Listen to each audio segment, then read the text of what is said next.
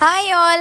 రీసెంట్గా మన మధురవాడ మిథిలాపూర్ ఉడా కాలనీలో వెనిలాస్ Vastra Mandir family shopping mall అయితే ఓపెన్ అయిందండి.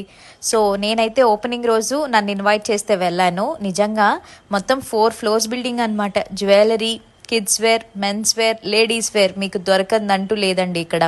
అండ్ కలెక్షన్ కూడా చాలా బాగుంది. ప్రీమియం క్వాలిటీ తీసుకొస్తున్నారు. ప్రైజెస్ కూడా మీ బడ్జెట్లోనే ఉన్నాయన్నమాట.